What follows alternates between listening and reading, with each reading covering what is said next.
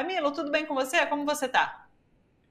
Oi, Thalita, tudo bem? Boa tarde para você e para os espectadores aí do programa.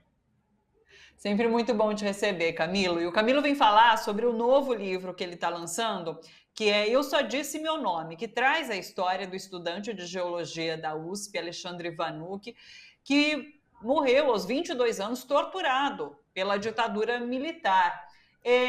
Eu fiquei curiosa em relação ao nome. Eu queria que você contasse um pouquinho sobre, claro, o livro e o porquê desse nome. Eu só disse o meu nome, né? Conta pra gente, Camilo. Thalita, o Alexandre Vanucchi Leme, bom, ele é meu primo em segundo grau. Ele é primo do meu pai. A morte do Alexandre foi em 73. No ano passado completaram-se 50 anos da morte dele, do assassinato dele.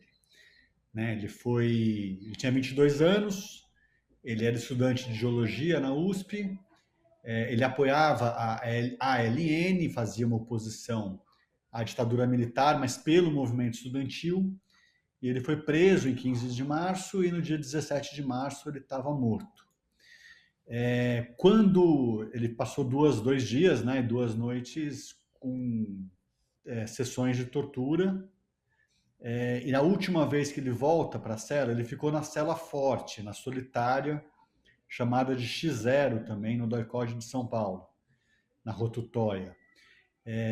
E quando ele volta, o primeiro dia ele vem, quando ele volta andando para a cela, é chamado para a sala de tortura de novo. E no sábado, dia 17 de março, 11 horas da manhã, ele volta para a cela forte vindo da sala de tortura, ele volta carregado no colo, ele não volta mais andando.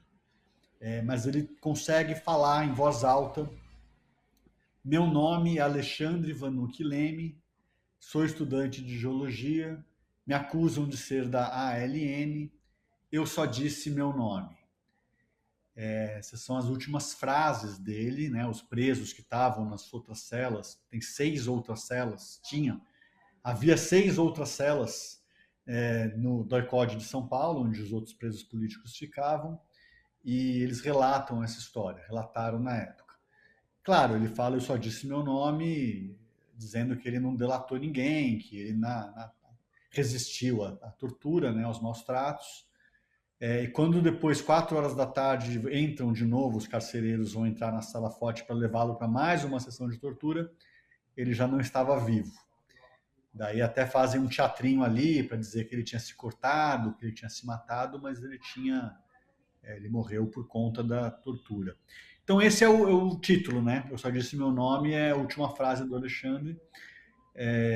E aí a gente constrói, tem toda uma narrativa no livro que dialoga um pouco com isso também, né? Uma coisa do ele quando está na sessão de tortura, as pessoas pedem para ele falar nomes, né? Querem nomes de companheiros, de outras pessoas.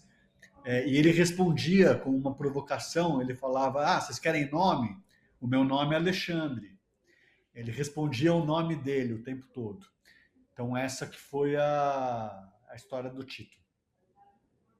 Aliás, esse vídeo que a gente está acompanhando são artistas lendo trechos do livro. Vamos rodar um trechinho? Vamos acompanhar juntos um trecho desse vídeo? A gente já volta a conversar então. Meu nome é Alexandre Vanucchi Leme. Quando entrei na USP em 1970, ganhei o apelido de Minhoca. A turma achava graça quando eu imitava um dos professores da geologia, o Sérgio Stanislau do Amaral, conhecido como Minhocão. Quem não era da GEL devia pensar que eu virei minhoca por ser franzino e por estar sempre me metendo na terra, o que também era verdade. Sempre fui vidrado em geologia e colecionava rochas desde menino em Sorocaba, no interior de São Paulo. Aonde eu fosse, voltava sempre para casa com algum mineral. Limpava as amostras, classificava, anotava a procedência, separava as ígneas das metamórficas e das sedimentares. Algumas eu dava de presente. Minhas irmãs ainda devem ter algumas dessas pedras. Eu tenho 4 irmãs e um irmão. Botei apelidos em todos eles. A Regina eu batizei de Fejorelo, a Miriam de Norelo. A Cristina virou Niquinho. O Zé Augusto virou Zé Cuiara. E a Beatriz, Beleco Teco. Eles devem ter se sentido vingados quando eu entrei na USP e virei Minhoca. Eu tinha 19 anos quando entrei na USP e me mudei para São Paulo. Fui o primeiro colocado no curso de Geologia. Naquela época não tinha FUVEST. Cada faculdade fazia seu próprio exame de seleção. Egli, minha mãe, ficaria orgulhosa se soubesse. Mas eu preferi não contar para ninguém em Sorocaba. Cheguei na USP com fama de bom aluno. A verdade é que eu sempre gostei de estudar. Dava aulas particulares de português e matemática e passava o resto do tempo entre cadernos e livros. Só parava para ver o jogo do Timão.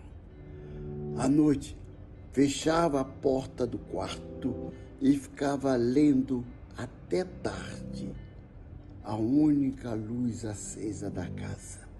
Às vezes, mergulhava num tema por semanas. Uma vez... Camilo, o livro é em primeira pessoa? Não.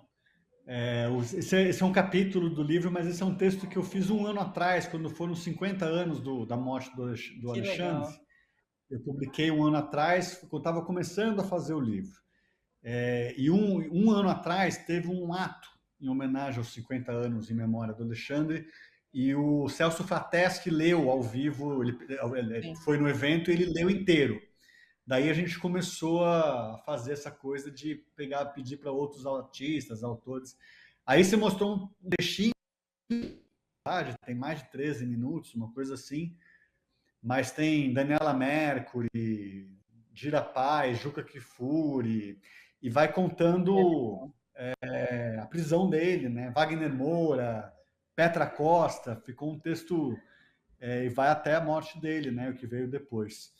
Que causa um impacto, porque o personagem morre e mesmo assim ele continua contando, né?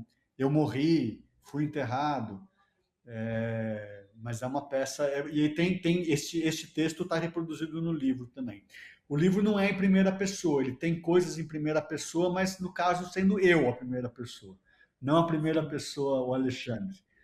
Porque também eu conto um pouquinho de como é que é crescer e ser perguntado o que eu era do Alexandre, eu com 10, 12 anos de idade, saber que eu tinha um primo que foi torturado até a morte, né? Uma coisa que é pesado também, né? Se a gente for pensar que...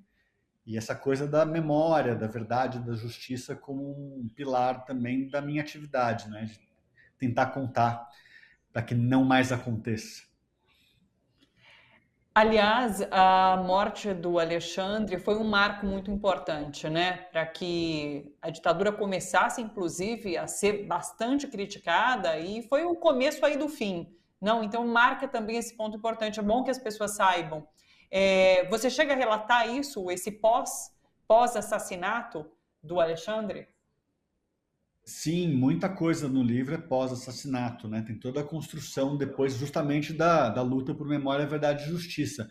O Alexandre, ele tinha só 22 anos, né? Então não tem assim uma história para contar muito longa de muitas coisas, mas o que aconteceu depois é fantástico, assim, desde a morte dele, porque quando ele morre, colegas dele da USP vão bater na porta do Dom Paulo Evaristo Arnes, que era o arcebispo de São Paulo na ocasião, e pedir para o Dom Paulo fazer uma missa de 7º dia no campus da universidade, na cidade universitária.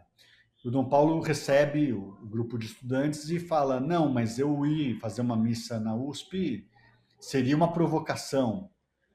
Daí o pessoal olha assim para ele, né? Ele fala assim, vamos fazer na Catedral da Sé. Como se ele dissesse assim, eu não posso me deslocar e fazer num território que não é meu, mas eu abro a Catedral da Sé para vocês. Só que em 73, desde o AI-5, de 1968, não tinha tido uma manifestação pública com multidão, com muita gente e tal. E foram de 3.000 a 5.000 pessoas, segundo os relatos que divergem nos números, mas compareceram nessa missa, e nessa missa o Dom Paulo, ele peita ali, ele coloca como a versão que o está sendo divulgada é falsa, o Estado foi responsável por essa morte. Ele fala com outras palavras, mas ele coloca desse jeito. E aí tem uma virada importante, porque as pessoas é um arcebispo, uma autoridade, porque o Alexandre era um aluno que não era clandestino, não participava da luta armada, não era nenhum daqueles terroristas, entre aspas, dos cartazes de procurados, como Marighella, como Lamarca, como outras figuras. Não tinha essa, ele era um cara que ia todo dia para a escola, que era amigo de todo mundo, que não tinha uma atividade armada. Então as pessoas também dentro da USP têm uma reação muito importante de solidariedade a ele, que podia ser qualquer um de nós. É o Minhoca, o Alexandre que está aqui, tirava nota 10, sabe essa coisa. Então isso tem um marco muito importante mesmo.